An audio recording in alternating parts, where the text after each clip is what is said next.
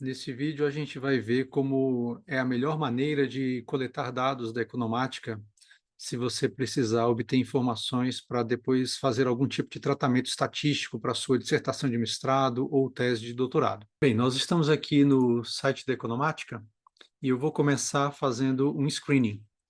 Esse screening é muito importante porque é nessa etapa que nós escolhemos as ações, os fundos, enfim, os ativos com os quais vamos trabalhar. Eu vou dar um exemplo usando ações, que é algo bem comum nas pesquisas junto dos meus orientandos. Então, a gente vai começar aqui nesse menu básico, eu vou abrir, e é gerada toda uma lista de empresas listadas na Bolsa Brasileira. Uma das opções que eu recomendo sempre começar é aqui nesse filtro. Através desse filtro, a gente consegue ver que a Economática já trouxe para a gente todas as ações que estão na Bovespa, no caso da B3, é, o tipo é ação e está trazendo apenas as empresas que são ativas hoje em dia. Esse, para pesquisa, esse é um filtro ruim, porque a gente cria um viés chamado viés de sobrevivência. Então, a gente apaga esse filtro aqui, para que, além das empresas que estão ativas hoje, a gente traga também empresas que estavam ativas em algum momento do passado. Um outro filtro que é relativamente comum de se usar é mostrar apenas uma classe por empresa. Especialmente quando a gente vai trabalhar com dados contábeis, não faz sentido pegar o mesmo dado contábil para a empresa cuja ação é a PN e a ON, porque vai ser o mesmo dado financeiro, o mesmo dado contábil. Então, a gente costuma fazer esse filtro aqui, né? Então, eu vou dar um OK.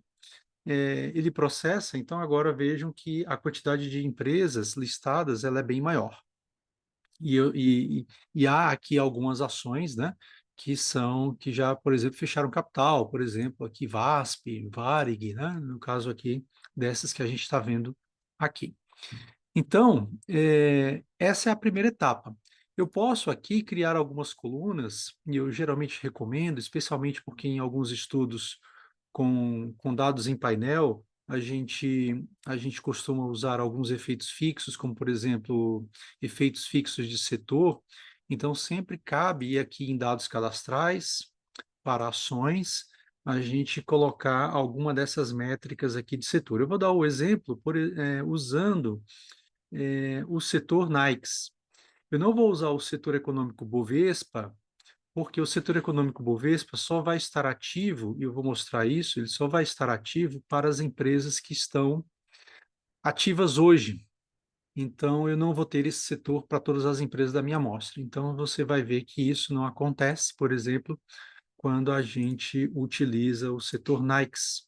Eu vou vir aqui em definição avançada e vejam que tem várias categorias diferentes do setor Nikes, né? Então tem o nível 1, 2 ou 3, e isso aqui é o grau de granularidade do setor.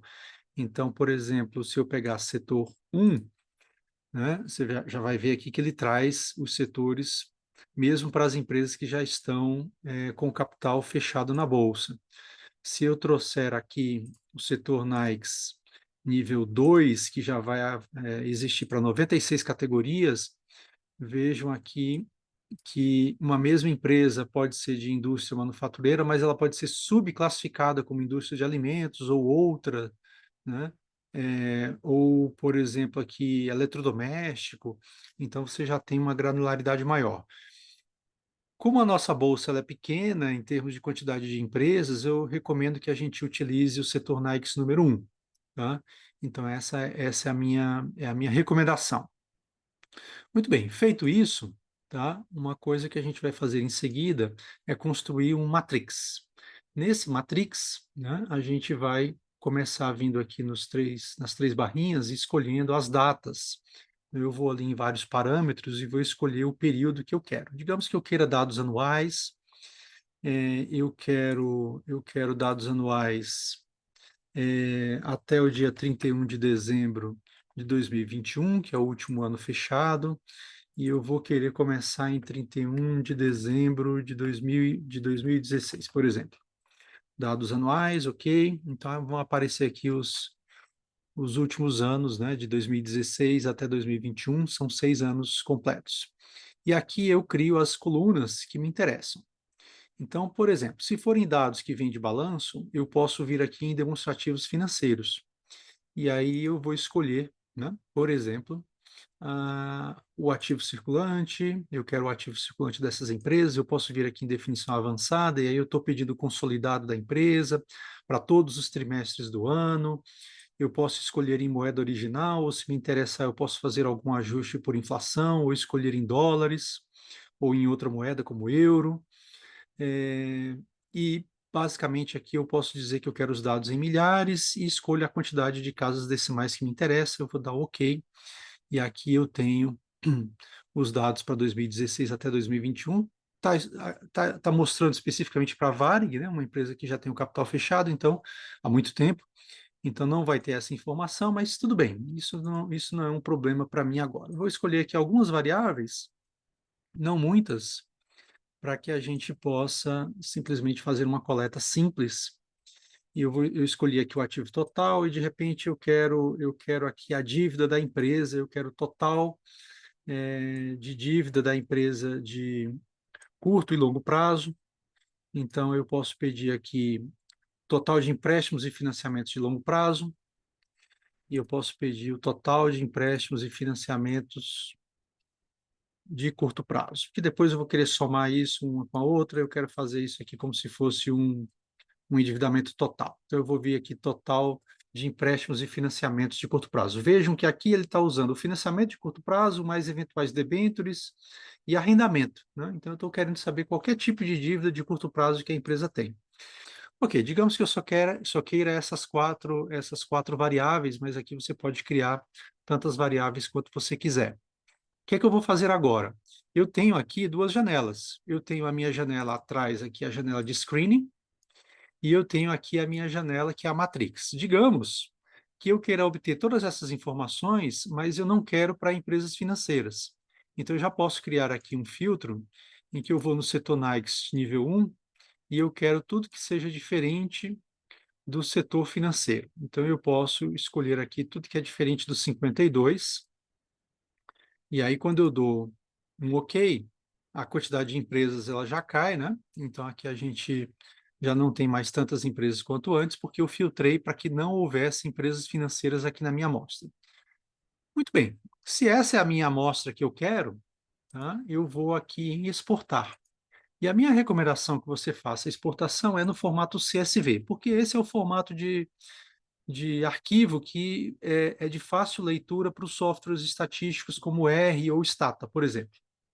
Eu vou mandar salvar num arquivo, aqui eu posso dar o nome, mas eu vou deixar assim mesmo, todos os ativos da janela de screening.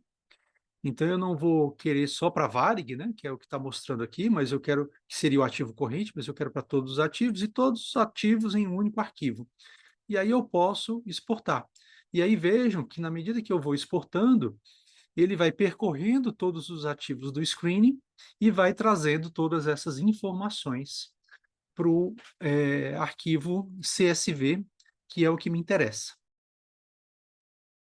Bem, uma vez concluída a exportação, você vai receber um prompt para salvar o arquivo CSV, e depois disso eu abri no próprio Excel e vejam que esse arquivo ele vem num formato que os softwares estatísticos chamam de longo, né? Eu tenho aqui, para cada ativo da minha amostra, eu tenho as datas, no caso aqui são os anos, e eu tenho os valores aqui para as quatro variáveis que nós coletamos. E aí depois ele começa com uma outra empresa, para os mesmos anos, e sai repetidamente mostrando todos os valores desse meu painel de dados. Para algumas empresas, como eu peguei o período de 2016 a 2021, elas não existem. Eu posso fazer um filtro depois para retirar essas empresas que estão com esses dados faltantes.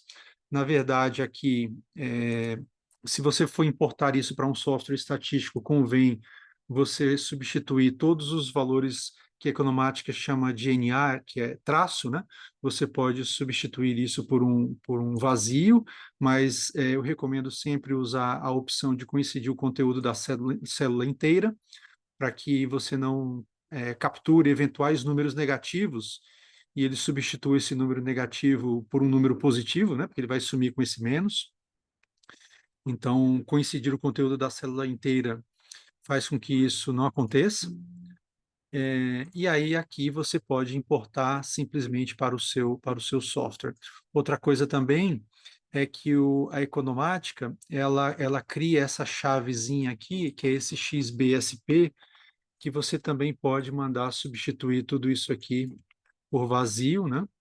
Aqui não vai ser o conteúdo da célula inteira, mas simplesmente aquele trecho, né? Então eu vou mandar substituir tudo.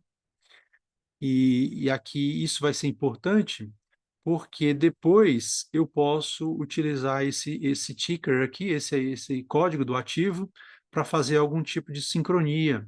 Em especial, eu posso sincronizar com aquela tabela do screening, em que eu tenho ali o nome da empresa, eu tenho o ticker e eu vou ter o setor. Então, isso vai ser importante para a gente. Muito bem. Essa era, essa era a dica que eu tinha para hoje.